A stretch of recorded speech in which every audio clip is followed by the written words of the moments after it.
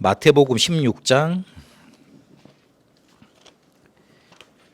20절에 보면 이에 제자들에게 경고하사 자기가 그리스도인 것을 아무에게도 이르지 말라 하시니라 그랬습니다. 복음을 복음답게 못 누릴 수 있기 때문에 그런 얘기를 하신 겁니다. 복음을 딱 원색으로 복음답게 누릴 수만 있다면 야 내가 이제 그리스도인을 나타냈으니 가서 온 만방에 전하라 그래야 되잖아요. 근데 그 시간표는 예수님이 부활하시고 나신 다음에 이르렀습니다. 그때는 만방에 가서 전하라고 그랬지 않습니까? 근데 이때는 말하지 말라고 그랬어요. 왜냐하면 이 당시 때 이 시간표에는 제자들이 아직 복음을 복음답게 누릴 수 있는 준비가 안 돼 있었던 겁니다. 그래서 그 부분을 아시고 예수님이 왜 그랬을까? 그 부분에 대해서는 조금 그렇게 해석을 하시면 되겠습니다. 이번 주간에는 어떤 메시지가 나왔냐면 일본 전도 집회가 있었습니다. 항상 10월 달에는 일본 전도 집회가 있습니다. 그래서 일본 이렇게 순회하시면서 전도 집회를 하시고요. 그리고 3월 달 말에는 일본 랩넌트 대회가 있어요. 그래서 일본에서 집회를 2번 이렇게 하시게 되죠. 근데 일본 집회에서 주제가 다가올 미래를 오늘로 그렇게 주시면서 사도행전 18장 1절에서 4절까지 말씀을 주셨어요. 그러면서 렘넌트, 중직자, 목회자 1강, 2강, 3강 이렇게 세 대상을 향해서 메시지를 주셨습니다. 1강 렘넌트에서는 10년 안에 우리 렘넌트들은 300%를 만들라 요 메시지를 주셨어요. 그래서 300%를 어떻게 만드느냐? 먼저 기도 300%를 만들어라. 요즘 계속 강조되고 있는 메시지입니다. 기도의 3원리와 호흡 3원리. 이것 가지고 계속 777을 매일 매시 매사에 누리라. 매일 누리라는 거는 정시기도잖아요. 매시 누리라는 거는 무시기도입니다. 그리고 매사에 누리라는 거는 집중기도 아닙니까? 그래서 그거를 계속 24로 누려라. 그 부분을 강조하셨습니다.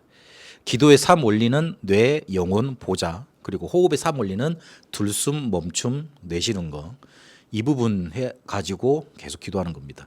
그러니까 기도를 단순히 하나님께 올려드리는 거다, 대화하는 거다.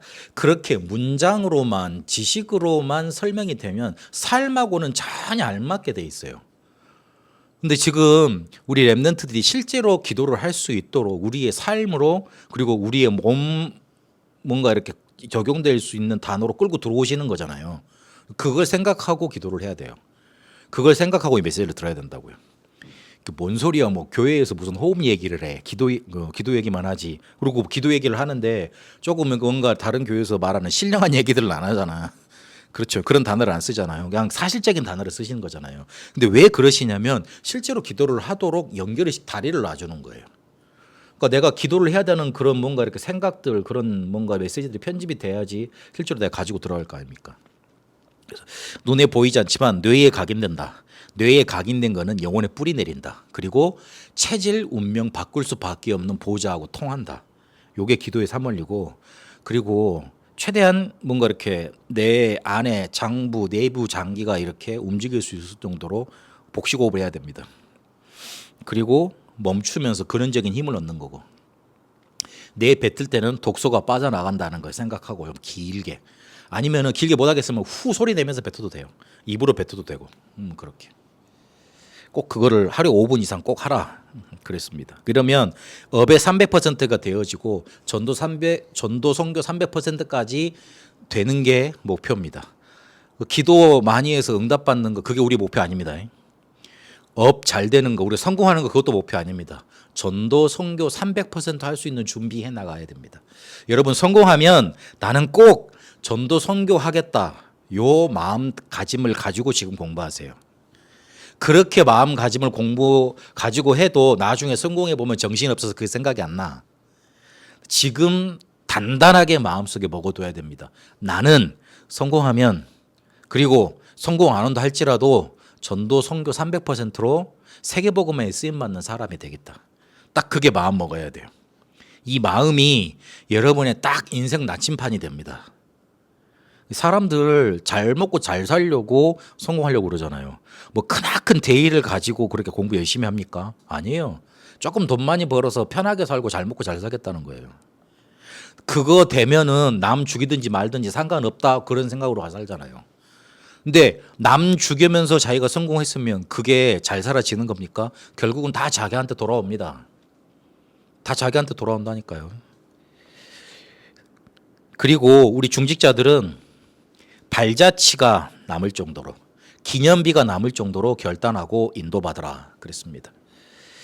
나에게, 그래서 발자취를 남기려면 증거가 있어야 되지 않습니까? 나에게 증거 있어야 돼요. 나에게 증거 있으려면 테스트 파워, 그러니까 눈에 보이지 않는 힘이 넘쳐나야 된다는 거예요. 일곱 망대 여정 이종표를 또 똑같은 원리로 이렇게 중직자들은 호흡에 3 올려 가지고 계속 기도하시라. 그리고 산업에 증거 있어야 된다. 일곱 망대 여정 이종표를 계속 기도하다 보면 분명히 그 보좌의 응답이 시공간 초월로 2, 3, 7, 5초 정도 이르기까지 보좌 전무후무한 응답으로 나타나게 되어 있습니다. 그리고 교회의 증거 있어야 됩니다. 비밀 결사대, 홀리 메이슨, 렘넌트, 미니스트리. 이걸 딱 언약을 붙잡았어요. 로마서 16장이 언약 붙잡고요. 다 붙잡을 필요 없어요. 그 우리가 신방 받을 때 받았던 메시지들 있지 않습니까? 그거 기억하셔야 돼요. 딱 그거 붙잡고 인도 받으시면 돼요. 그 한 단어만. 나는 베베다, 나는 브리스길라 아블라다, 나는 가이오다. 요거 있잖아요. 딱 그거 붙잡고 인도 받으시면 돼요. 그리고 목회자들의 대상으로 말씀을 주셨는데 참된 교회 300%를 시작해야 된다. 왜냐하면 교회에 없어지는 재앙 시대가 이미 임했기 때문에. 그래서 복음은 원죄 해결되고 저주 재앙 막는 거고 운명 바꾸는 거고 과거 현재 미래 우리의 모든 운명 바꾸는 거다. 그리고 신분 주시고 권세 주신 게 복음이잖아요. 그래서 이거를 계속 기도로 누리는 겁니다.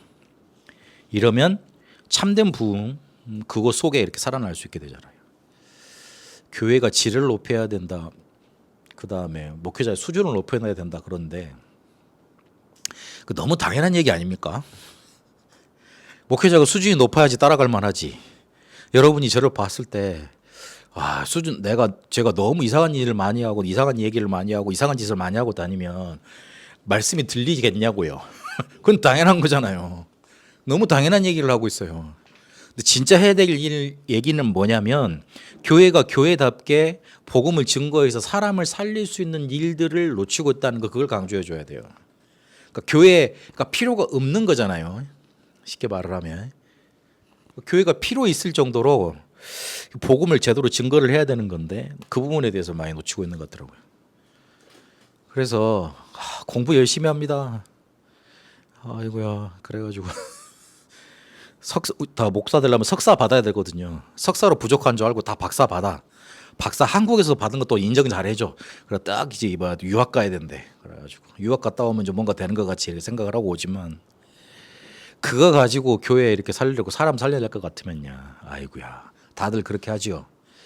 근데 아닙니다. 오히려 사람을 딱 한 군데만 집중시켜 줄 수 있는 그런 힘을 목회자들이 가지면 되더라고요. 보니까 제가 목회를 해보니까 딱 결론은 그거더라고요.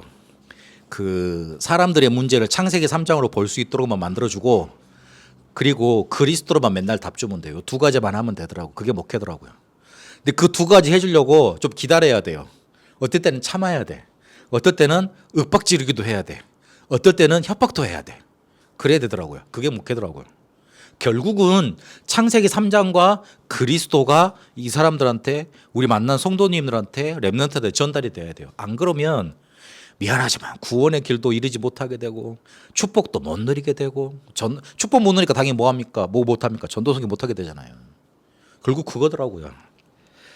그래서 여기 오셔서 교회 예배 참석하셔서 다른 거 찾으면 안 됩니다. 내 문제가 창세기 3장에서 왔지. 그래서 나는 오늘 또 그리스도 붙잡아야 되지. 그러고 돌아가셔야 돼요. 그러면 예배 성공한 거예요. 다 메시지 잘 듣고 잘 적고 막 은혜 받고 그랬는데 또 내가 그리스도를 놓치고 갔다. 그러면 그 예배는 실패한 거죠.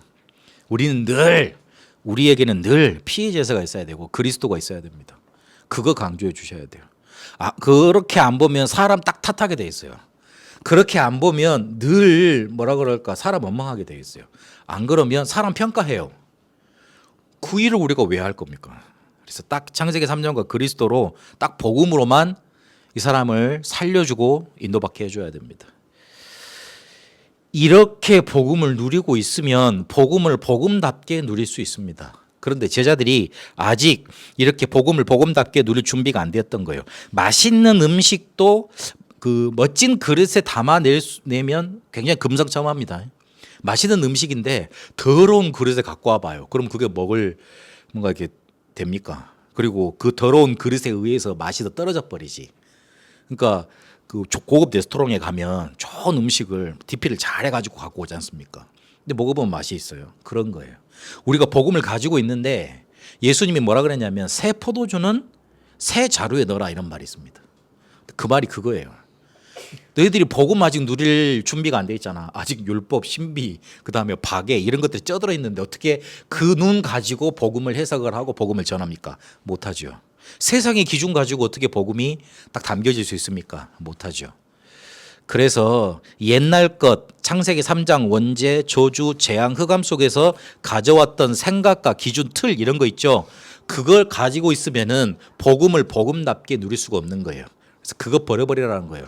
그거 버려버리는 과정을 예수님이 그 부활하셔가지고 감람산에 40일 동안 거치신 거고 또 집중기도 10일로 인도받게 하셨던 겁니다. 그래서 복음 놓치는 이유를 한 번 더 확인을 해보겠습니다. 마태복음 16장 13절 20절 보니까 복음 미안하지만 잘 몰라서 그렇습니다. 그러니까 내가 생각하는 기준에서 복음을 이해하고 들어요. 그러니까 내 생각에 맞춰진 복음이에요. 쉽게 말을 하면. 복음 잘한다고 하지만 내가 생각하기엔 이게 복음이에요. 이렇게 하는 거예요.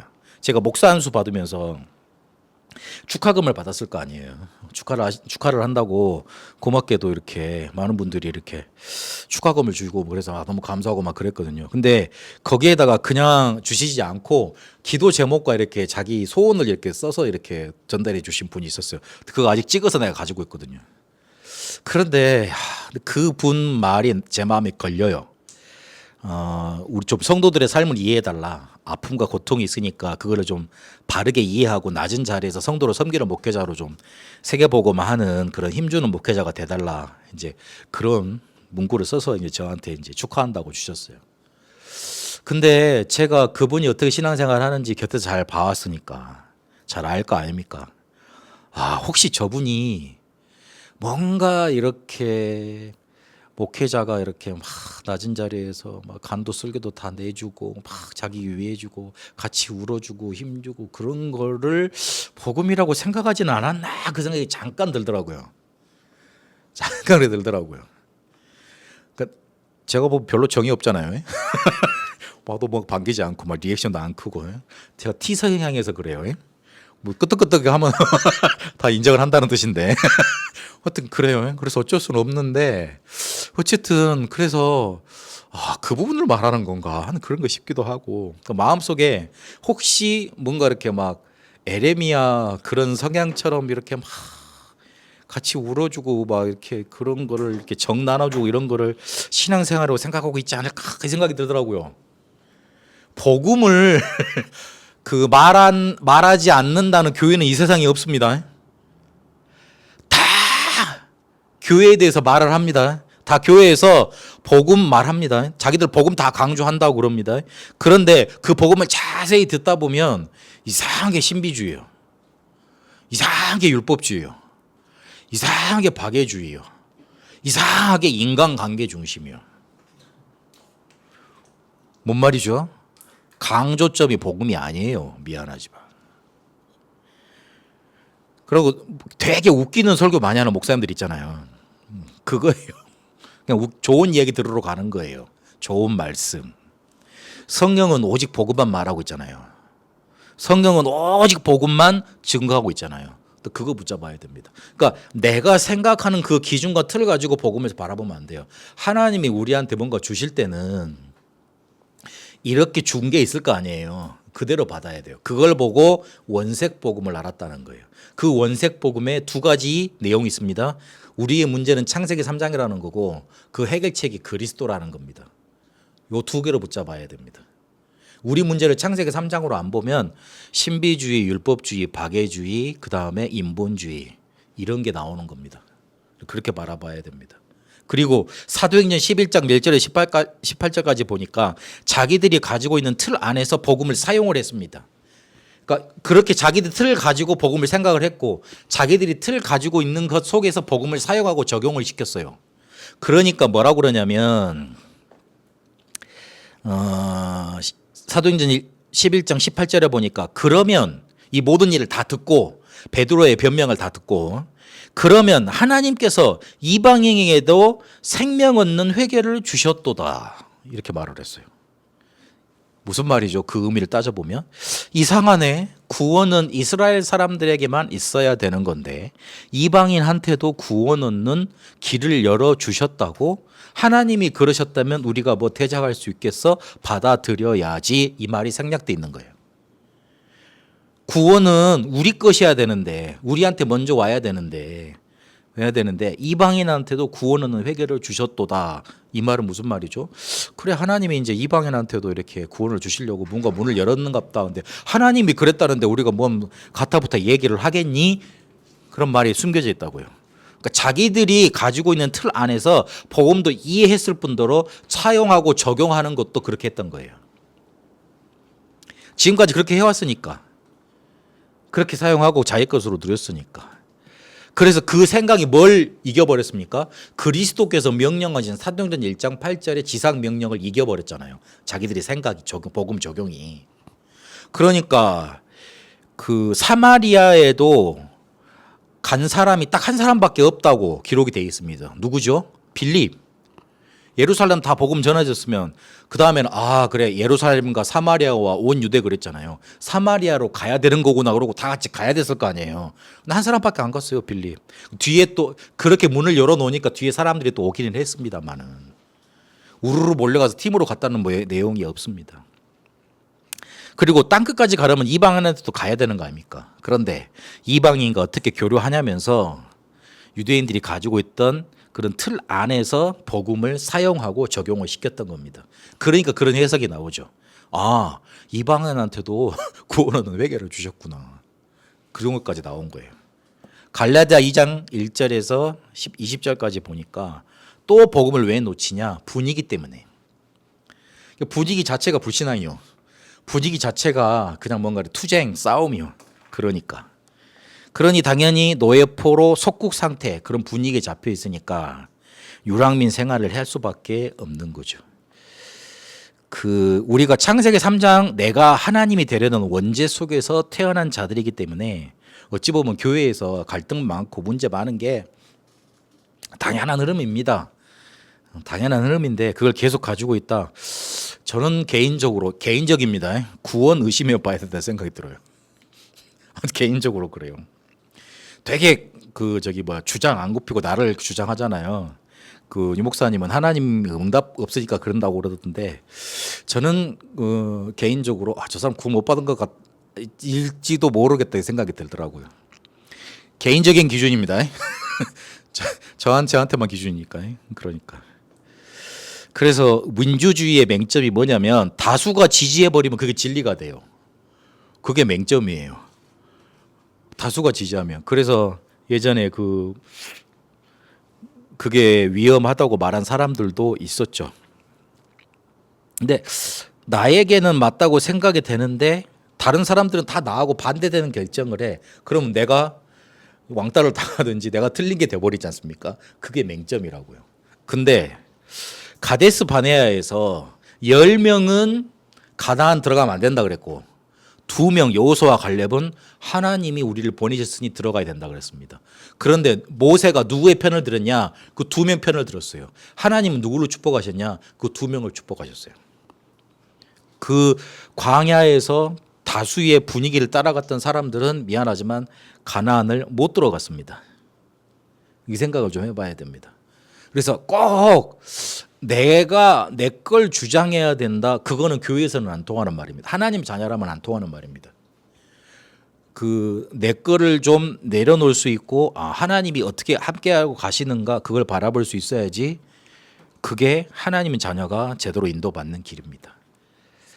세상 살아도요 이렇게 너무 뭔가 독불장군 이렇게 상대하기 힘들지 않습니까? 성공을 할 수 있어도 같이 살면 좀 힘들잖아요. 그래서 요거에 속지 마시라. 일단 복음을 내 생각대로 생각하는 거, 그리고 내 틀 안에서 사용하고 적용시키는 거. 그리고 분위기. 조금 생각해 보시면 어떤 건지 알게 될 겁니다.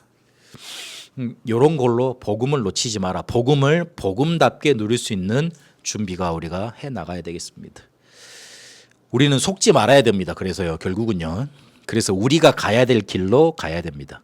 누가복음 13장 33절에 예수님이 십자가를 지러 가셔야 된다면서 이런 말씀을 하셨습니다. 그러나 오늘과 내일과 모레는 내가 갈 길을 가야 하리니. 오늘과 내일과 모레는 내가 가야 할 길을, 갈 길을 가야 하리니 선지자가 예루살렘 밖에서는 죽는 일이 없느니라 그랬습니다. 우리는 우리 길을 가야 됩니다. 속아버리면 우리 길을 갈 수가 없잖아요. 그래서 우리 렘넌트들은 낭중지추 이 말을 좀 기억하면 좋겠어요. 낭이란 거는 주머니잖아요. 거기에다가 추 바늘을 갖고 있으면 어떻게 돼요? 티 나오죠. 당연히 그렇죠. 300% 여러분이 준비하고 있으면 사람들이 부릅니다. 그 전까지는 그냥 가만히 있는 게 나아요. 오히려 가만히 있는 게 낫다니까. 그게 더 정확하고 더 빠릅니다. 여러분이 준비되면 그렇게 사방군데서 여러분을 찾을 겁니다. 그러기 위해서는 300%로 딱 준비하고 있어라. 나, 현장, 미래 딱 준비하고 있어라. 기도 300%로. 확실하게 하라는 거예요. 300이 꼭 숫자적인 의미는 아니잖아요. 확실하게 준비하라는 거지. 좀 이렇게 뭔가 시스템적으로 완벽하게 하라는 거지. 완벽은 없습니다만은 그렇게 뭔가 나한테 딱 확신이 올 만큼 준비를 하라는 겁니다. 그리고 우리 중직자들은 대로를 열으셔야 돼요. 사람들이 와서 나 때문에 시험 받으면 어떻게 돼요? 내가 소로라는 거잖아요. 내가 걸림돌이 되면 안 되잖아요. 그렇잖아요. 사람들이 와가지고 나 때문에 평안함을 얻고 뭔가 이렇게 쉼을 얻고 답을 얻고 가야죠. 그래서 해납 백천. 바다는 100가지 천 있지 않습니까? 그게 뭐 다 수용한다는 그런 뜻입니다. 그래서 바다가 되죠. 그래서 그 어떤 사람도 여러분한테 오면 문제가 되지 않으면 됩니다. 그리고 문제화 시키지 않는 그런 믿음의 그릇을 자꾸 갖춰가면 돼요. 이리 와도 문제, 저리 와도 문제. 문제 아니에요. 진짜 문제는 뭐다고요? 창세기 3장이 진짜 문제죠. 안 그래요? 지금 현실 좀 답답할 수도 있지. 근데 진짜 문제는 뭐예요? 창세기 3장이잖아요. 그 눈으로 바라봐야 됩니다. 그러면 문제 될 게 미안하지만 완전 없어집니다. 문제 되지 않습니다. 진짜 문제는 창세기 3장 문제. 거기서 시작이 되기 때문에. 그래서 해납 백천, 대로를 우리 중직자들은 만드셔야 된다. 그리고 우리 교회를 위해서는 불효, 불굴, 어떤 거에서도 이렇게 의지를 꺾지 않고 이렇게 굴하지 않고 간다는 그런 뜻이거든요. 재앙 시대를 왜 그렇게 가야 되느냐? 왜 전혀 이렇게 흔들리지 않고 우리 가야 될 길을 가야 되느냐? 재앙 시대를 막아야 되니까. 교회 없어지면 재앙 오는 거 당연한 거 아닙니까? 그런데 그런 시대가 지금 도래하고 있습니다. 교회가 없어지는 시대. 누가 뭐라 해도 우리는 복음 전해야 돼요. 이단이라 그러고 말든지 우리 욕하든지 말든지 우리 도덕적인 거 가지고 걸고 넘어지든지 말든지 우리는 복음 전해야 돼요. 우리라고도 복음을 제대로 안 전하면 재앙 오면 그거는 실제적인 우리 애들, 우리 후대들한테 피해가 갈 거 아닙니까? 그래서 우리는 복음 전해야 돼요. 다른 사람들 우리를 뭐라 하든지 말든지. 그래서 속지 말고 우리가 가야 될 길로 가야 된다. 다시 한번 강조를 드립니다. 여러분 실수, 그다음에 영적인 문제가 우리에게 주신 이 복음, 말씀 막지를 못합니다. 저주와 재앙과 같은 문제가 우리에게 온다 할지라도 그게 나에게 주신 복음, 이 말씀 막지를 못합니다. 그래서 그거 붙잡고 오늘 말씀 속으로 들어가시는 축복 넘쳐나 되시기를 축원합니다. 살아계신 하나님, 복음을 놓치지 않고 복음을 복음답게 누리는 그릇을, 그런 준비를 계속해 나가게 하옵소서. 그래서 우리가 가야 될 길, 237과 5초전적 복음화, 특히 우리에게 맡겨주신 베테랑 복음화 할 수 있도록 우리 중직자들을 축복하시고 우리 렘넌트들을 준비케 하옵소서. 이제는 우리 주 예수 그리스도의 은혜와 하나님의 살아계심과 성령님의 역사 인도하심이 하나님께서 주신 이 복음을 복음답게 누릴 수 있는 길로 갈 우리 다 함께 모든 성도들 위해 특히 우리 중직자들 위해 그리고 우리 렘넌트들 위해 베트남에 이제와 영원토록 항상 함께 계실지어다. 아멘.